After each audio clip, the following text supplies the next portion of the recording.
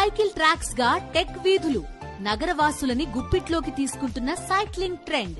పూర్తి వివరాలకు చదవండి రేపటి సాక్షి దినపత్రిక. శ్రీనివాసానంద స్వామీజీ మాట్లాడుతూ 2024 ఎన్నికల తర్వాత తిరుమలకు రాకుండా నేరుగా జెరూసలేంకి వెళ్లి జగన్మోహన్ రెడ్డి మొక్కులు చెల్లించుకున్నారు. నేను ఒక్కటే చెప్తున్నాను వ్యక్తి తిరుమలకి కాదు. ఇప్పుడు జగన్మోహన్ రెడ్డి గారు తన జీవితంలో అత్యంత ప్రధానమైనది పాదయాత్ర. ఆ పాదయాత్ర ప్రారంభమే దేవుడి దర్శనంతో ప్రారంభమైంది.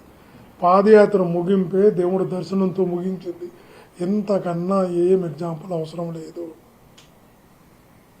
ఈరోజు నువ్వైనా తనైనా ఎవరైనా అన్ని మతాలను గౌరవిస్తాం. అదే సెక్యులరిజం, అదే సర్వసత్యాక సామ్యవాద ప్రజాస్వామ్య గణతంత్ర దేశము అంటామంటే ఇది అన్ని మతాల కలయికతో కూడుకున్నటువంటి ప్రపంచంలో అతి పెద్దదైన ప్రజాస్వామ్య దేశం. దీనిలో ఈ ఆలోచనలు తీసుకురావడం అన్నదే పొల్యూటెడ్.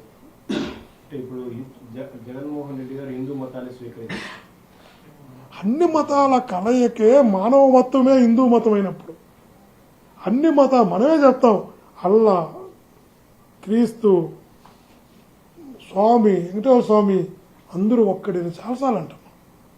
భగవంతుడు ఒక్కడే అంటాం. స్వరూపానంద స్వామి దగ్గర కూడా హిందూ మతాన్ని స్వీకరిస్తూ మనం ఫోటోలన్నీ కూడా చూస్తాం సార్. హిందూ మతాన్ని స్వీకరిస్తూ కూడా అన్ని మతాల కలయికే హిందూ మతం. అన్ని మతాల కలయికే హిందూ మతం. ప్రతి సంవత్సరం కూడా నేను మళ్ళా చెబుతున్నా, అన్ని మతాల కలయికే హిందూ మతం. మానవత్వమే హిందూ మతం. ఎవరి పిచ్చుతో వాళ్ళు బతకండి, ఎవరి భ్రమలో వాళ్ళు బతకండి. సార్, ఇంత వివాదాస్పదమైన డిక్లరేషన్ నియమం ఏదైతే భవిష్యత్తులో మీ ప్రభుత్వ అధికారులకు వస్తే ఈ నియమం ఉంచుతారా తీసేస్తారా? బేబీ నాంచారమ్మ గుళ్ళో ఉన్నప్పుడు ఏ సమాధానం చెప్తారు? గుళ్ళో తిరుమలలో ఉంది, శ్రీరంగంలో ఉంది. బేబీ నాంచారమ్మ విగ్రహమే తిరుమల దేవాలయం లోపల ఉన్నప్పుడు అన్ని మతాల కలయిక అయినప్పుడే కదా. నేను ఒక్కటే చెప్తాను కదా, ఒక్కొక్కరు ఒక్కొక్కలా జీవిస్తుంటారు, పరిపాలిస్తుంటారు. 1990లో కాంగ్రెస్ పార్టీలో మీరు కూడా ఉంటారు. అప్పుడు 90లో డిక్లరేషన్ చెప్పి తెచ్చింది 90లో వచ్చింది. నేను చెప్తాను కదా, ఒక్కొక్కరు ఒక్కొక్క సెన్సేషన్ కోసం ఒక్కొక్కటి చేస్తుంటారు. కానీ బేబీ నాంచారమ్మ విగ్రహాన్ని వెంకటేశ్వర స్వామిలో పెట్టిన తరువాత అన్ని మతాలకు ఆరాధ్య దైవముడు, అన్ని మతాలకు ఆరాధ్య దైవం వెంకటేశ్వర స్వామి అనడానికి ఇంతకన్నా నిదర్శనం కావాలా? అయిపోయింది. కల్తీ నెయ్యిలో డ్యామేజ్ జరుగుతుందని కంట్రోల్లో భాగంగానే తిరుమలకు వస్తున్నారని చెప్పి కూడా ప్రతిపక్షాలు అరబ్బా ఏం మాట్లాడతాం వాళ్ళ గురించి. నీకు పరిపాలన చేయడం వేరు, ఆరోపణ చేయడం వేరు. పరిపాలన చేసే ఆలోచన ఉన్నప్పుడు ఆరోపణలు తగ్గుతాయి. ఆరోపణలు చేసే వ్యక్తులు పరిపాలన చేయలేరు. రాసిపెట్టుకోండి. ఏదైనా నీకు నెయ్యితో ఆగదది. నెయ్యి నుంచి డెక్లరేషన్కి వచ్చింది, డెక్లరేషన్ ఇంకోటి వస్తుంది, ఇంకోటి పోతుంది. ఎప్పుడు ఏదో ఒక అంశాన్ని తీసుకుంటూ నడపడం అన్నది రాజకీయమైనప్పుడు పరిపాలన ఎప్పుడు జరగదు. ఈరోజు దీక్ష చేస్తున్నాడు పవన్ కళ్యాణ్ గారు. నా కూతురికి ఇచ్చిరు, నా భార్యకి ఇచ్చిరు అంటున్నాడు. ఎవరు తప్పట్టడం లేదు కదా, ఎందుకంటే అది నీ హక్కు. అది నీకున్నట్టు హిందూ మతం ఇచ్చినటువంటి నీ హక్కు. అది ఎవరు అతను ఏమన్నా తప్పడుతున్నారా? ఏం మాట్లాడతారు? నీ రాజకీయ లబ్ధి కాదబ్బా. నేను ఒకటి గుర్తుపెట్టుకోండబ్బా, పరిపాలన మీద దృష్టి పెట్టిన వాడు ఆరోపణలపై దృష్టి పెడతారు. ఇది ఏ అర్థం అన్నా తీసుకోండి. అంటే ప్రభుత్వం అనుమతి ఇచ్చుంటే ఇప్పుడు జగన్ డిక్లరేషన్ మీద సంతకం పెట్టేవారు. అసలు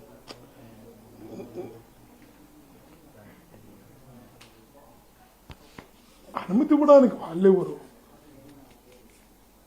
వెంకటేశ్వర స్వామికి దర్శనం చేసుకుంటే అనుమతి కావాలా? అంటే ఆయన పర్యటన అనుమతి లేదన్నారు కదా. అదే అడ్డుకోవడాలు, అవాంఛనీయాలు, రచ్చలు, దేవుడి దగ్గరకు వచ్చేటప్పుడు ఈ పిలుపులు ఇవ్వడాలు, పక్క రాష్ట్రాల నుంచి మనుషుల్ని తీసుకురావడం, ఇవన్నీ కూడా రాంగ్. దాడులు చేయడానికి ప్రయత్నించడాలు, ఇది చాలా ఉంటాయి.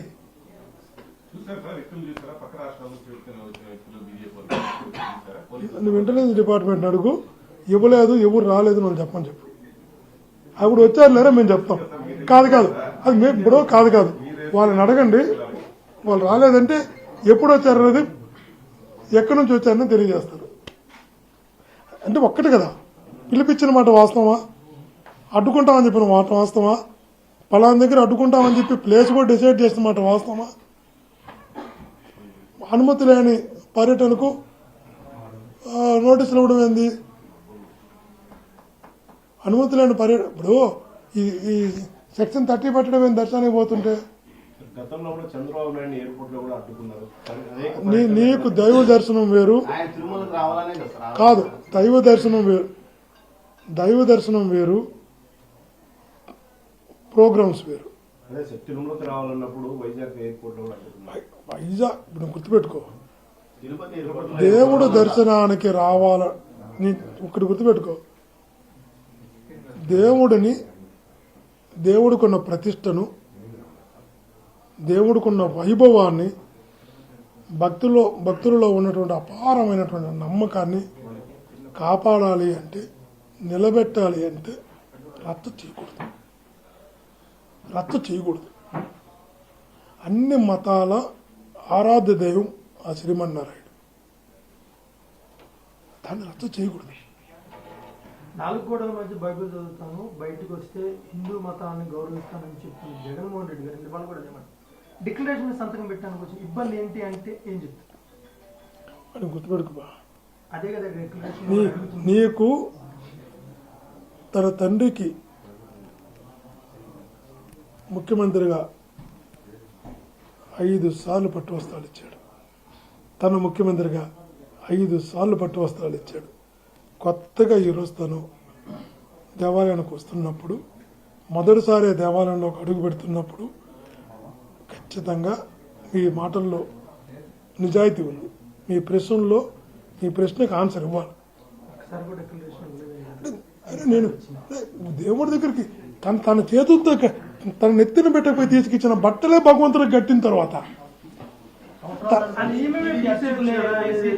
దర్శనానికి రమ్మని చెప్పిన తర్వాత ఇప్పుడు ఈ దర్శనానికి వచ్చిన తర్వాత ఇప్పుడు ఏంది కొత్తగా డిక్లరేషన్ అనేది కొంత వాదన వినిపిస్తా ఉంది. రేపు ఎవరైనా సరే సెలవులు లేదంటే ఇంకా అన్ని మతాలకు సంబంధించిన గుర్తులు వేసుకొని వస్తే కూడా యాక్సెప్ట్ చేయొచ్చు అంటారా అని అడిగేవాడికి? దేవుడి మీద నమ్మకం ఉన్న వ్యక్తే తిరుమలకు వస్తాడు. దేవుడు సాంప్రదాయాన్ని, ఆచారాన్ని, దేవుడు ఆశీస్సులో కోరుకున్న వ్యక్తే సెలవు వేసుకున్నా, లేదు బైబిల్ ఇవి పెట్టుకున్నా, ఖురాన్ పెట్టుకున్నా, జైనిజం అయినా తిరుమల చేరాడు అంటే ఆయన చరణదాసుడై ఆశీర్వదించు స్వామి అని ప్రణమిల్లి వస్తాడు. తిరుమలకు రావడం అంటేనే దేవుణ్ణి ప్రణమిల్లి చరణదాసుడు స్వామి నన్ను ఆశీర్వదించని వస్తాడు. చరణదాసుడు అంటూ చెప్పులు విడిచి సాంప్రదాయాన్ని, ఆచరణ గౌరవిస్తూ కొండకు వచ్చినటువంటి వ్యక్తి ఇక ఆ దేవుడికి సరెండర్ అయినట్టే. ఒకసారి భగవంతుడికి సరెండర్ అయిన వ్యక్తిని మతాలతో పోలిస్తే ఎట్లా?